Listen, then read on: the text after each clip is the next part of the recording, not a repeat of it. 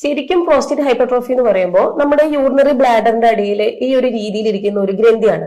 അപ്പോ പ്രോസ്റ്റേറ്റ് ഗ്രന്ഥിക്ക് വീക്കം സംഭവിക്കുമ്പോൾ നമ്മുടെ യൂറിനറി ബ്ലാഡർ സഞ്ചിക്ക് ജസ്റ്റ് ഒരു പുഷ് വന്നിട്ട് അവിടെ ഒരു ബാഗ് ലേക്ക് ആയിട്ടുള്ള ഒരു ബാഗ് ലേക്ക് ഒരു ലുക്ക് വരും. അപ്പൊ അവിടെ ബാക്കിയുള്ള യൂറിൻ കെട്ടിക്കിടക്കാനുള്ള ചാൻസസ് ഉണ്ട്.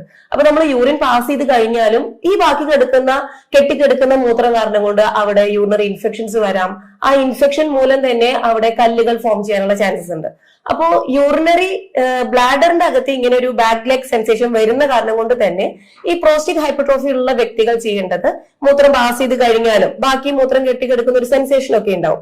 അപ്പൊ അത്തരക്കാർ ചെയ്യേണ്ടത് 2 കാലുകൾ അകത്തി വെച്ച് മുന്നിലുള്ള ചുമരിലേക്ക് ജസ്റ്റ് ഒന്ന് ഫോർവേഡ് ആയിട്ട് ബെൻഡ് ചെയ്യുക. അപ്പോ നമുക്ക് ബാക്കിയുള്ള കെട്ടിക്കിടക്കുന്ന യൂറിനും കൂടി നമുക്ക് പാസ് ചെയ്യാൻ പറ്റും.